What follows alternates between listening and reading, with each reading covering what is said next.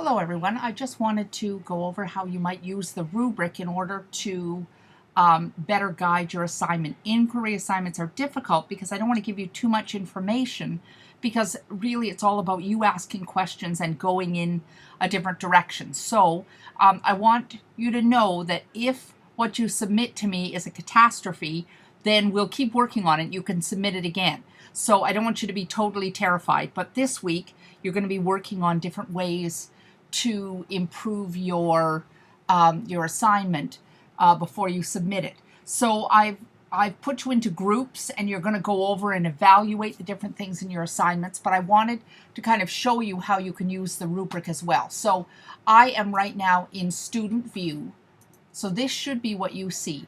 So if I go to the assignment by the link in the content or any of the other ways you can get to the assignment, and click on the final product, you'll get a look at the rubric. So you'll see that level 4 here, there's point numbers here, and I'm not quite sure how to fix those. This is actually out of 100, so this may change a little bit because I haven't in the past used number marks, so I'm trying to figure out how to do that, and it looks like this is a little bit weird. But anyways, the whole thing will be out of 100. So if you take a look at the level 4, it's talking about gathering and analyzing multiple sources critically and including new or unexpected sources or evidence. So level 3 is the level where we expect you to be, and actually in this class I'm getting a lot of level 4 work, so I'm very proud of all of you. But it's this idea of it being unexpected, there being multiple sources, which means that when you do your final product, you should have information from many different places, and some of those places should be unexpected. So that means, well, I don't want to tell you exactly what that means because I don't want to, again, guide you too much. But for example, if you had a personal interview with somebody, that would be unexpected. If you found a source that wasn't necessarily just a website, say, which is maybe one of the more obvious ones, and you start to move into the level 4 area. The evidence that you've gathered and the sources that you use should be, as we say in the content, they should be authentic. They should be, your sources should be valid. You should have many different voices represented in there. Your sources should be from more than one place so that they give different perspectives and that sort of thing. Application is where you take those ideas that you've gathered from your different sources, and you make those connections between the Indigenous community you've chosen, their worldview, and their identity. So this is kind of your goal. And then as you take a look at the wording here, we're for level 4, we're looking at new and innovative ways that you have used the elements of the inquiry process and also made some connections that make me think, oh, interesting.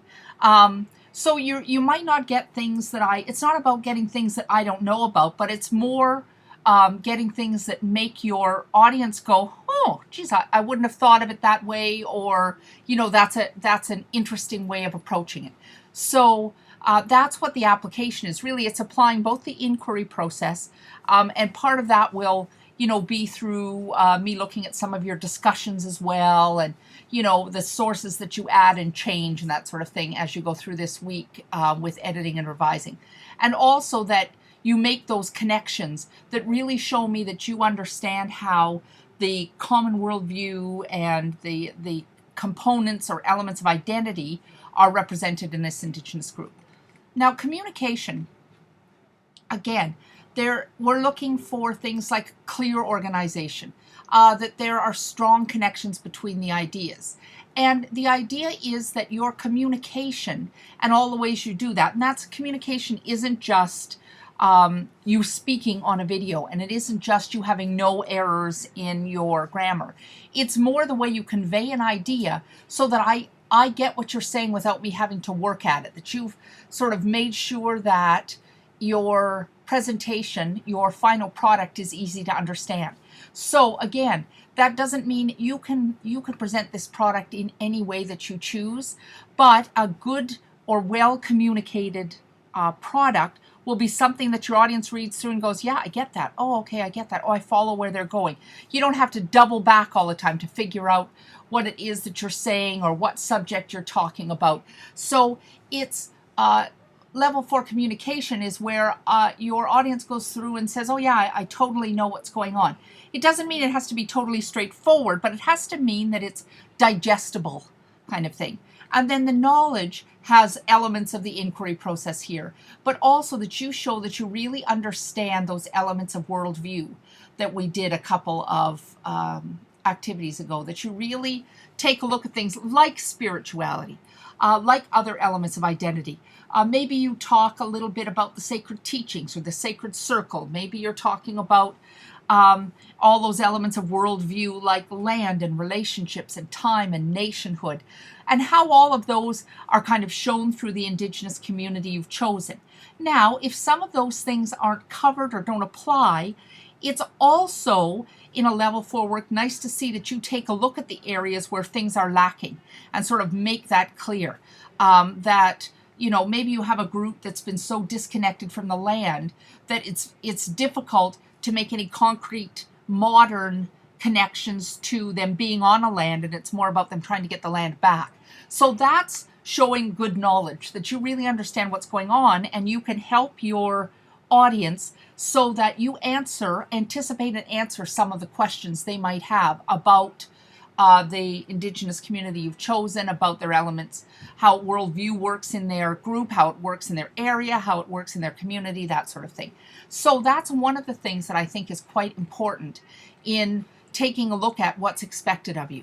And as you get further on into college or university next year or the year after, you're going to find that your rubrics or your syllabi with the requirements are really important. I almost use them as a checklist. And then the other thing that you might take a look at is you might take a look at the learning goals and success criteria. So I've put those out here.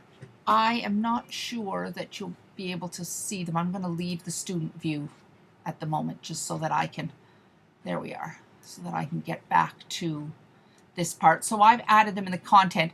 I have been working on an easier way for you to see things here, and I think for Unit 2 it'll be much easier. I think I finally got it figured out, so I'm sorry you had to join me on that learning journey because it's been confusing at times. But let's go to the learning goals and success criteria, and those are the other element of looking at what it is that you need to know or do.